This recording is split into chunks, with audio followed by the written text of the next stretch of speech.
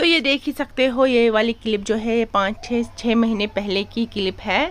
ये देखो मेरे बालों का हाल क्या है, मुझे एलोपेशिया हो गया था और ये अब की पिक है, रिसेंट पिक है। ये मैंने क्लिप उठाई, जो देख रहे हो कितने माशाल्लाह से बाल आ गए हैं और आ रहे हैं, बहुत ग्रो हो रहे हैं यहाँ पे। तो मैं आज आप लोगों के साथ ये शेयर करने जा रही हूँ। अस्सलामुअलैकुम माय यूट्यूब फैमिली, कैसे हो आप सब? उम्मीद करती हूँ आप सब ठीक होंगे, अच्छे से होंगे और अपने चाहने वालों के साथ होंगे। तो आज मैं आप लोगों के साथ एक ऐसी मैजिकल रेमेडी शेयर करने जा रही हूँ जो बालों के लिए है। तो आप लोग देख ही रहे होंगे ये सब क्या बिखरा हुआ है यहाँ पे ना, मैंने लगा के रखे हैं ये सब चीज़ें। ये सारी चीज़ें जो है वो इस रेमेडी में लगने वाली है। तो यहाँ पे मैंने मेहंदी ली है, ये मैंने लिया है मेथी दाना। तो मेथी दाना आप लोगों को पता ही है, हेयर ग्रोथ के लिए ना बहुत इसका टोनर बनाते हैं और हेयर ग्रोथ में लगाते हैं रूट्स में। तो इससे हेयर ग्रोथ बहुत अच्छे से होता है और जो डैंड्रफ है वो भी चला जाता है, बाल भी काफ़ी ज़्यादा स्मूथ होते हैं। तो ये रही बात इसकी मेथी दानों की।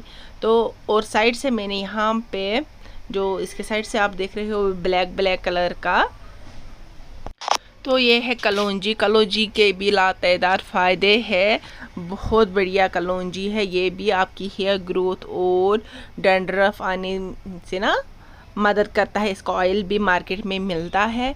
और साथ ही साथ मैंने यहाँ पे ले लिया है ये नीम ऑयल। नीम ऑयल आप लोगों को किसी भी बंसारी की दुकान पे मिल सकता है या ऑनलाइन भी आप ले सकते हो इस नीम ऑयल को। इससे ना आपके कीड़ा वीड़ा जो भी लगता है आपके बालों में या स्किन में ना, रूट्स में, बालों के रूट्स में लगता है, वो ख़त्म हो जाता है नीम ऑयल से। और यहाँ पे मैंने कुछ लहसुन की कलियाँ ली है, इससे भी बालों में जो कीड़ा लगता है रूट्स में वो ख़त्म हो जाता है। और यहाँ पे मैंने लिया है ये हिबिस्कस का पाउडर मैंने लिया है, जो आपके फोरहेड के साइड से जो बाल निकलने लगते हैं या बीच में बहुत बाल कम आने लगते हैं, बाल निकल जाते हैं और अंदर की स्किन दिखती है, वो भी इससे नए बाल ग्रोथ होते हैं। रीठा से भी, रीठा आपकी स्किन को ना, हेयर स्किन को वो आपको स्मूथ करता है, कंडीशन करता है और सॉफ्ट भी करता है। बिंगराज आपके बालों को हेल्दी करता है, शाइन देता है और स्कैल्पिंग से भी बचाता है। आंवला से आपके बाल मजबूत होते हैं, स्ट्रॉन्ग होते हैं और न्यू बाल आ जाते हैं और स्मूथ और शाइनी बनते हैं। शिकायत से क्या होता है, डैंड्रफ कम होता है।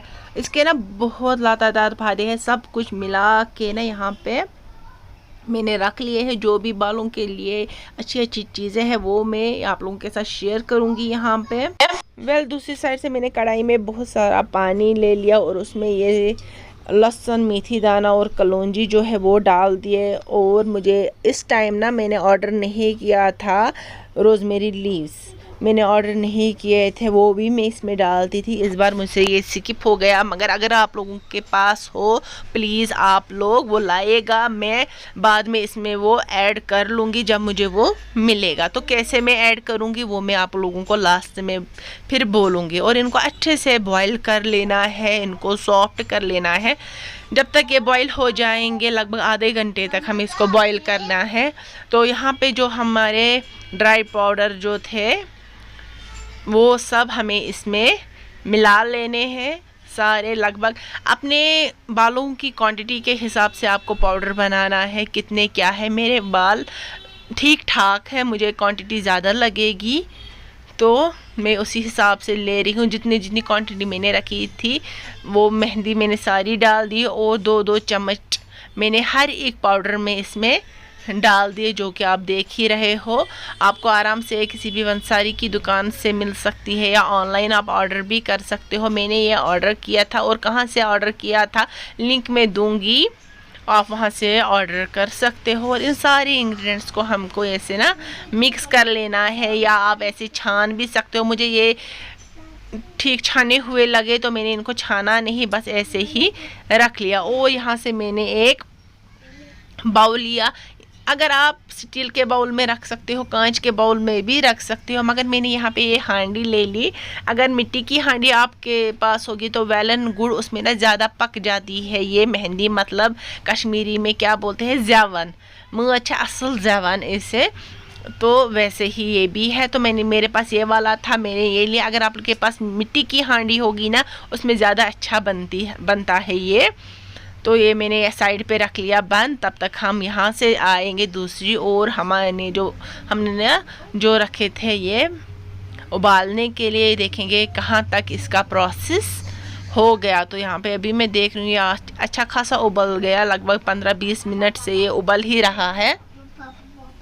तो मैं अभी आप लोगों को दिखाऊंगी, जो ये मेथी दाना है वो निकाल के दिखाऊंगी कितना सॉफ्ट कर लेना है हमें, बिल्कुल ना सॉफ्ट, ये ना हाथ से ना ये मसल जाना चाहिए। ये देखें, इसके जो सारे न्यूट्रिएंट्स है वो इस पानी में जाने चाहिए, कलौंजी के भी और इसके भी। ये देखें, ये हमने इसमें अच्छे से कर लेना है इसको। और लहसुन को भी मैं देख लूँगी लहसुन काफ़ी पक चुका है या नहीं। मार्केट में लहसुन का ऑयल तो हमें यहाँ पे मिलता ही नहीं है, तो आप ऐसे ही लहसुन को डाल सकते हो, क्योंकि आप लोगों को पता है लहसुन स्कैल्पिंग और एलोपेशिया के लिए कितना फ़ायदेमंद है, इसके लातेदार फ़ायदे हैं। तो यहाँ पे मैंने ठंडा होने के लिए इसको रख लिया था साइड पे लगभग 10-15 मिनट। ये काफ़ी ज़्यादा ठंडा हो गया, इसको गर्म हमें मेहंदी में नहीं डालना है, वरना जो हमारे पाउडर के न्यूट्रिएंट्स है वो जल जाएंगे, वो मर जाएंगे। तो ऐसे में ना इसमें अब ये पानी डाल दूँगी किसी छन्नी की मदद से, क्योंकि इसमें ना बीज भी जाते हैं जो फिर मेहंदी में अच्छे नहीं लगते हैं। ऐसे ही करके हमें इस मेहंदी को ना मिक्स करना है। अगर आप अलग से किसी बर्तन में मेहंदी बनाओगे फिर इसमें ट्रांसफ़र करोगे वो भी अच्छा है। मैंने ना टाइम को बचाते हुए इसी में मिक्स सब कुछ कर लिया।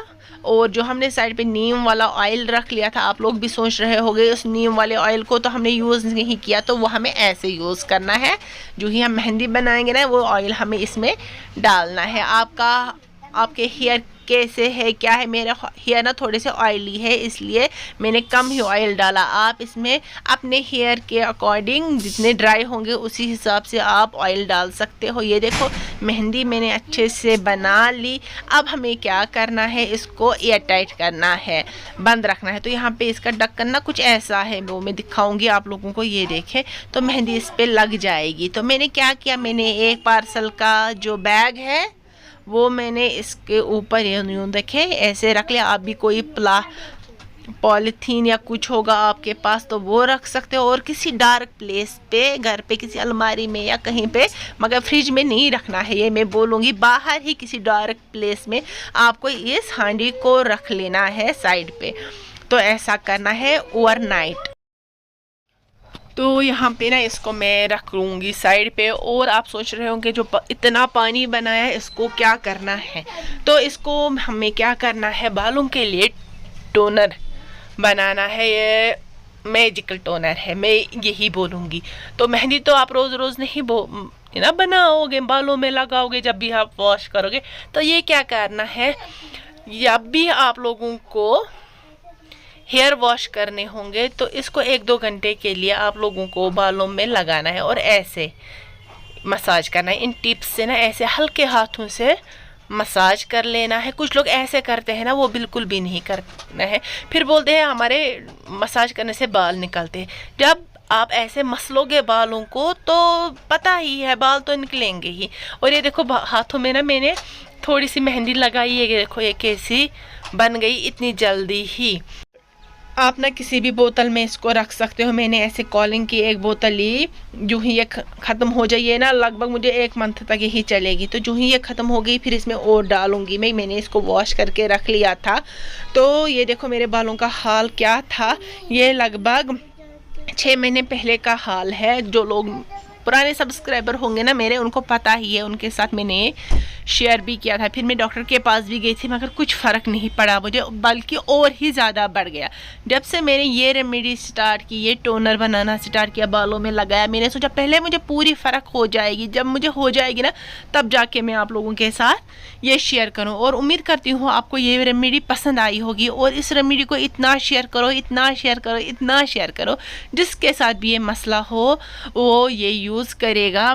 इंशाल्लाह बहुत अच्छे बाल आएंगे। और जिसके साथ ये मसला नहीं भी है, अगर वो ये रेमेडी यूज़ करेगा ना, उसके बाल और ज़्यादा लंबे और घने और मजबूत और शाइनी बन जाएंगे, ये मैं वादा करती हूँ। आप बस इस रेमेडी को बहुत ज़्यादा शेयर करो, बहुत ज़्यादा प्यार करो। इस रेमेडी को बनाने में मुझे बहुत ज़्यादा मेहनत लगी है।